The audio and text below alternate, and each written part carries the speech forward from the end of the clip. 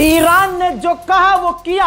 Iran ने पहले ही अरब देशों से कह दिया था कि अभी तक तो तुम्हारे यहाँ मौजूद ज़मीन पर जो अमरीकी बेस है हम उनको निशाना बना रहे हैं। अगर हमारे ऊपर इसी तरह से अमेरिका इजराइल ने इंफ्रास्ट्रक्चर पर हमला किया, हमारे तेल के भंडारों पर हमला किया, तो अमेरिका भी ये जान ले जो तुम्हारे साथी सहयोगी हैं हम उनके घरों में, उनके तेल के भंडारों पर, उनकी ऑयल रिफाइनरी पर हमला करेंगे। अभी ईरान ने कहा था और उधर ईरान ने कर दिया। बहरीन की तेल कंपनी पेप्को जिस पर ईरान ने हमला किया है,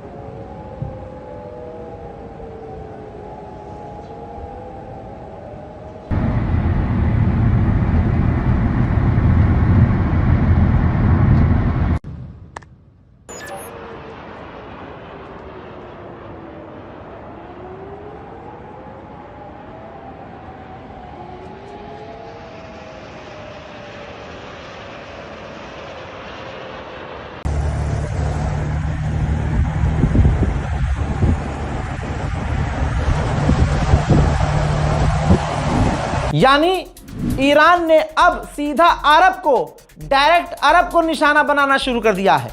जहां अरब देश अपनी असलियत दिखा रहे थे और ईरान को डरा रहे थे ये कह के कि हम हमला कर सकते हैं, सारा अरब एक हो सकता है, अमेरिका इजराइल के साथ मिलकर तुम पर हमला कर सकते हैं, कोई धमकी काम नहीं आई। और अब अरब की ऑयल रिफाइनरी को और ऑयल कंपनियों को ईरान ने निशाना बनाना शुरू कर दिया है। उधर इजराइल के अंदर ईरान ने दर्जनों मिसाइलें दागी, दर्जनों में से एक दो गिरी, और जो गिरी उसने तेल अवीव में ऐसी तबाही मचाई कि छुपाने के बाद भी तस्वीर छुप न पाई।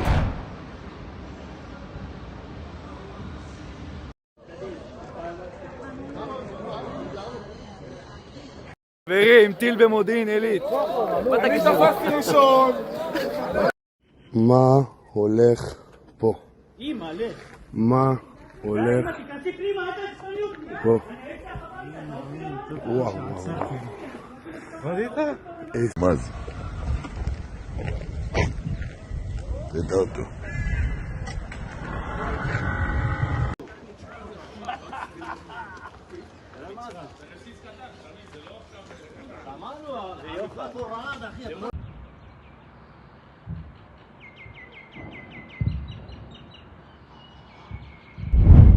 अमेरिका इजराइल हार चुके हैं।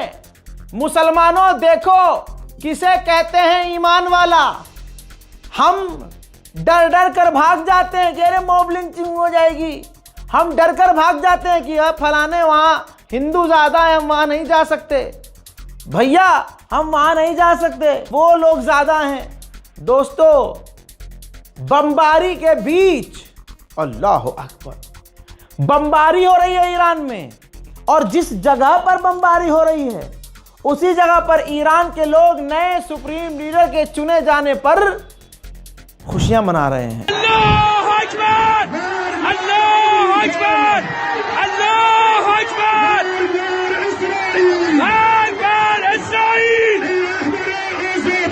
आमादेim आमादे, ey rahber azade, आमादेim आमादे, ey rahber hediye ve rahberman, uni ke dar rage mas, hediye ve rahberman, uni ke dar rage mas, hediye ve rahberman। Mushtaba खामनाई Iran के तीसरे सुप्रीम लीडर चुने गए।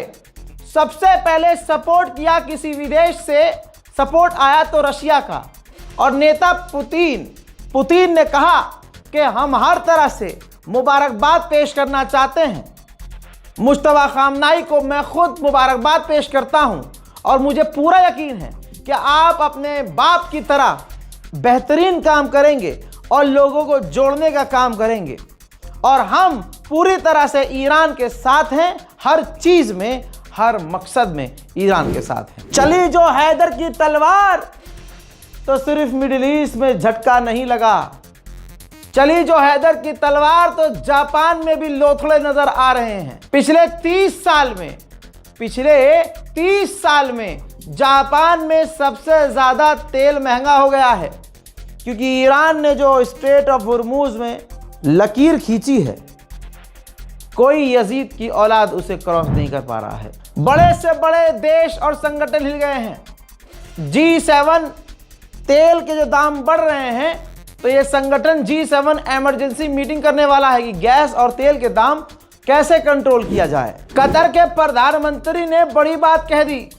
कतर के प्रधानमंत्री ने इंटरव्यू में कहा कि ईरान जो कुछ कर रहा है, ऐसा देखकर कहा जा सकता है कि ये ईरान का पूरा प्री प्लान था।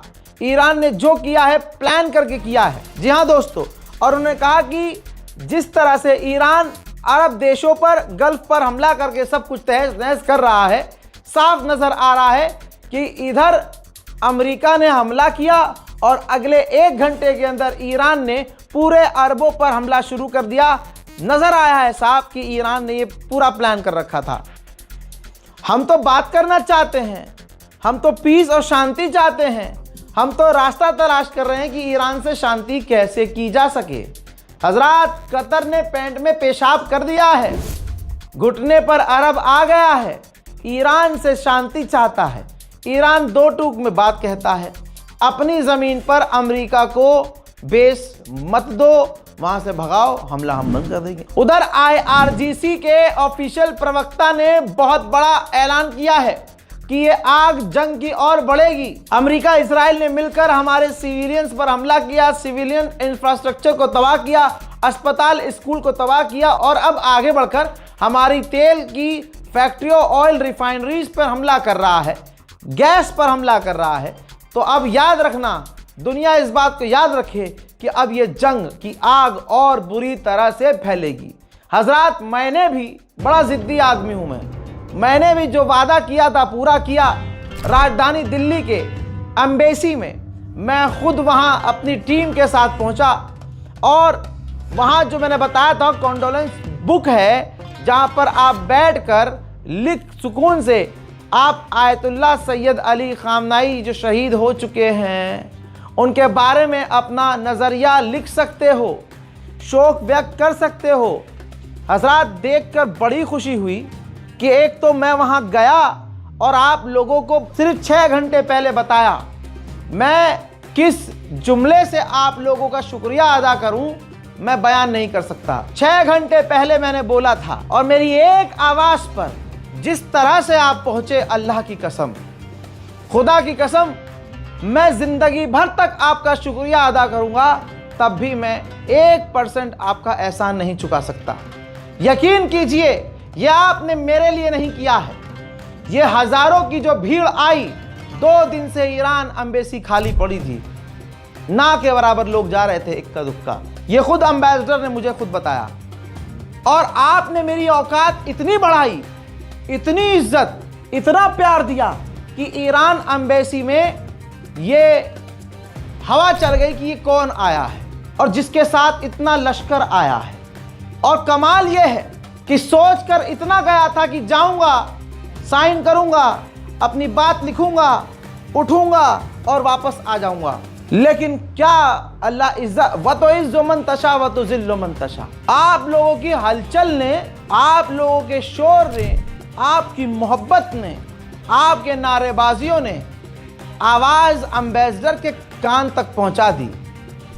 जनाब एम्बेसडर को जब पता चला कि कोई आया है ऐसा जो आम तो नहीं है, जिसे पलकों पर बिठाया गया है, जिसे बेइंतहा मोहब्बत दी गई है, और तब तक पता चल चुका था कि कोई ऐसा पत्रकार आया है जिसने खामनाई की शहादत की खबर सबसे पहले दी थी।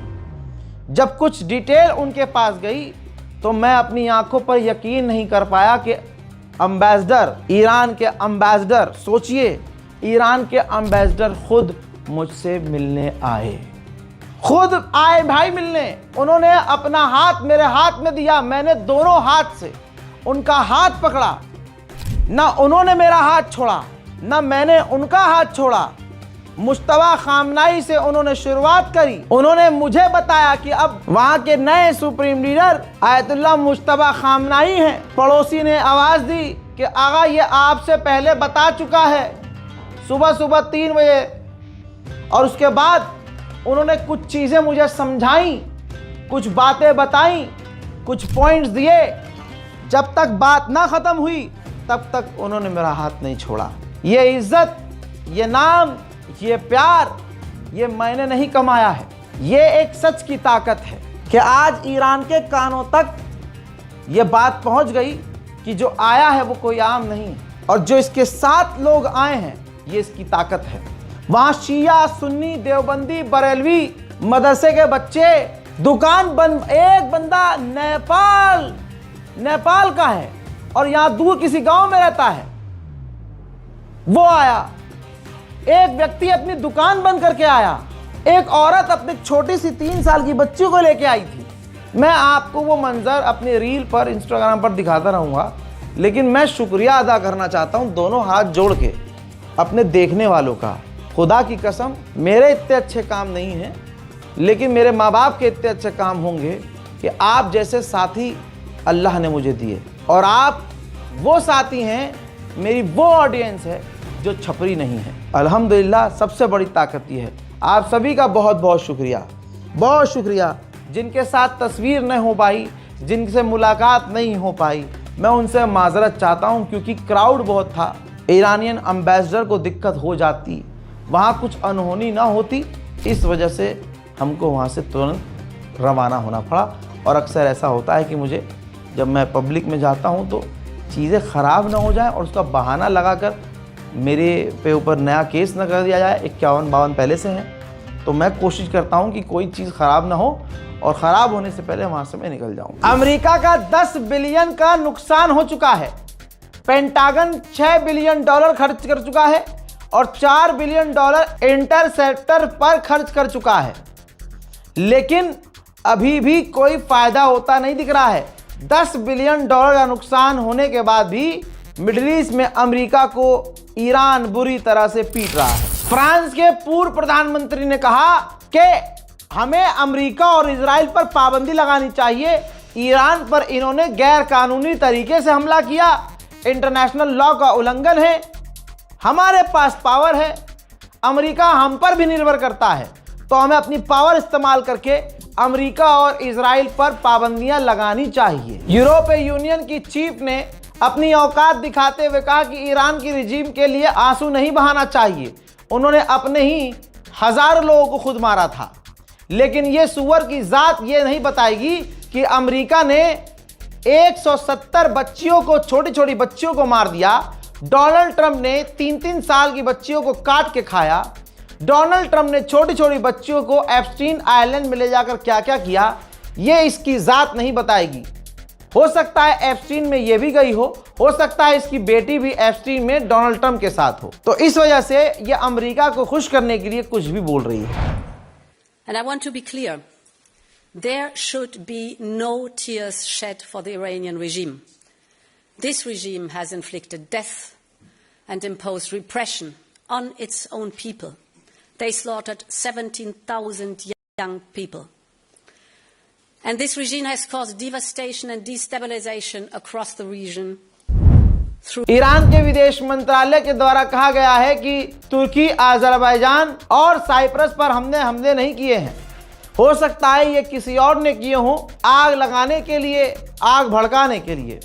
हजरात, इस रिपोर्ट में फिलहाल के लिए इतना ही। इस रिपोर्ट को शेयर कीजिए, अपनी दुआओं में याद रखिए। जय हिंद।